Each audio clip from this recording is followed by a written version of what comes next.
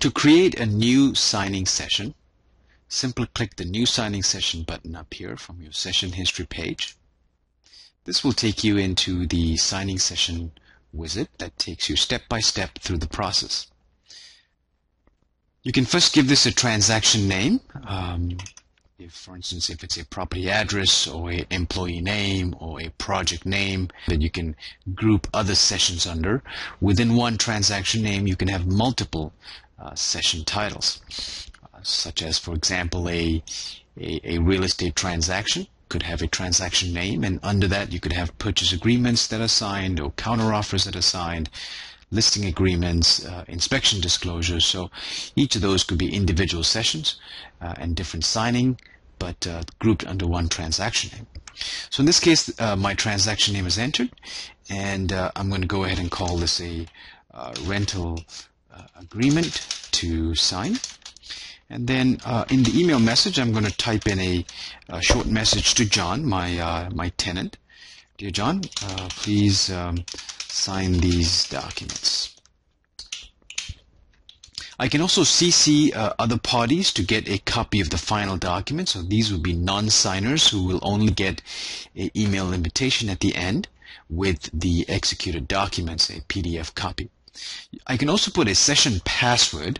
Now, a session password is optional, and if you do secure your session with the password, make sure that it is shared with your signers, either via in person or a cell phone, either a text message or a call to your signers to notify them that you have put in a password. Under the session options, you can either include yourself as a signer. For instance, if I'm also part of the signing, I can include myself as the account owner. And then signer sequencing provides two options. You can either send it to one signer at a time, or you can send to all signers at once. You can also notify all signers after each signing, as well as allowing to delegate. So these are all the different options that are in here. So click on Next to continue through the steps here, and you see in step number 2, since I had selected that I was one of the signers, I am automatically included in here. And I can either add other signers by clicking the Add New button up here, and now I can go ahead and enter John's information here. So first name, last name, and email address are 3 fields that are required by default for your signers. Okay, so I can just click the Add Signer button here. Now, to delete signers, you simply select their name and hit the Delete button. You can either move them up and down the sequence. The sequence is the order that these signers will get the invitation email if you chose sequential signing as one of the options in step number 1. So the sequence number here will be used to determine the order that the document is routed from party to party for signing. So in this case, I'm going to go ahead and just delete John here, and then also show you that you can add your clients through the address book. If you click on that, then I can simply find my my client and click Continue. Now, the address book keeps track of all of your signers. Like anyone who is missing in there will be automatically added as you add them on this step.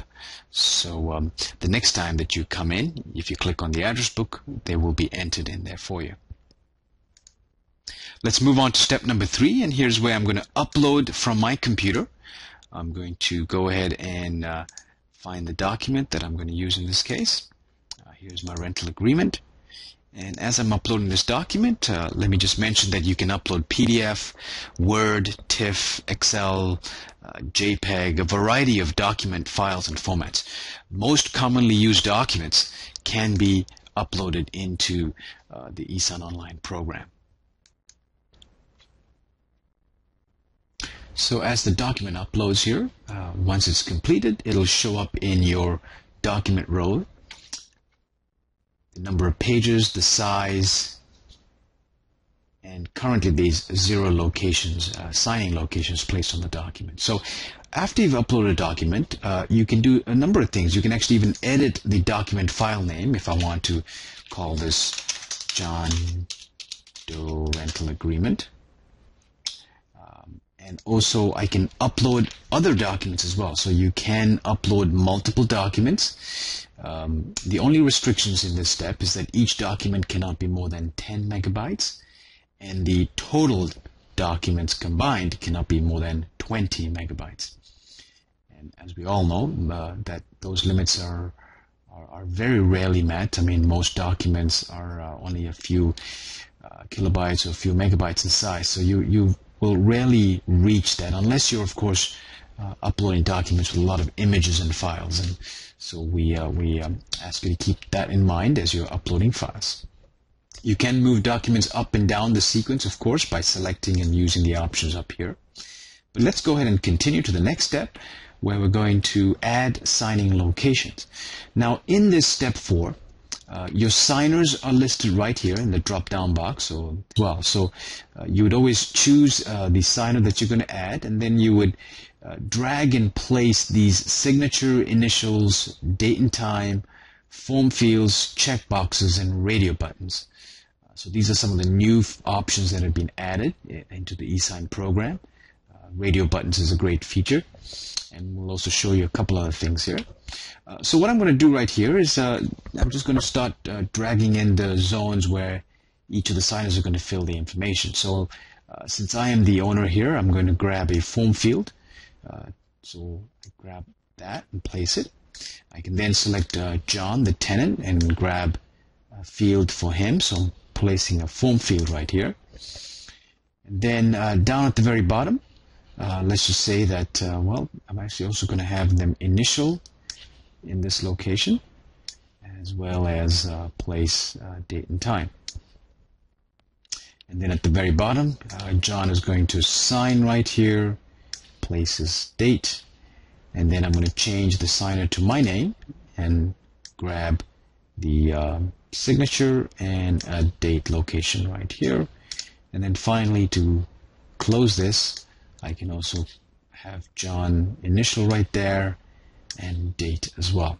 Okay, so you're simply just dragging and dropping the zones from the toolbar up here. There's a couple things. Once you've placed zones, you can either delete it by clicking on the red X if you don't need it.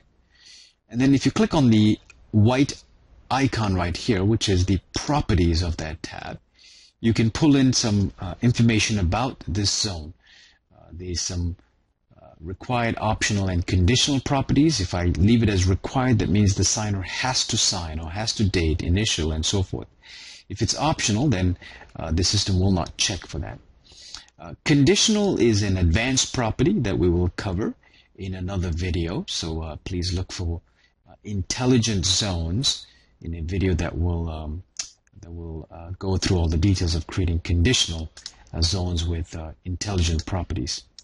Okay, so this is how you can look up properties, and as you click on these zones, the property information will update up on the top here.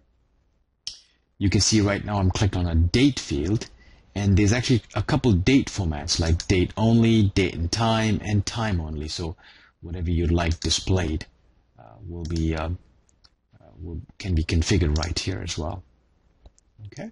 Now on this interface, you can see that you can continuously scroll through the document as you go up and down the page here, or you can also use the page's thumbnail by simply expanding it and then finding the page and clicking on that to bring up that document, to bring up that page.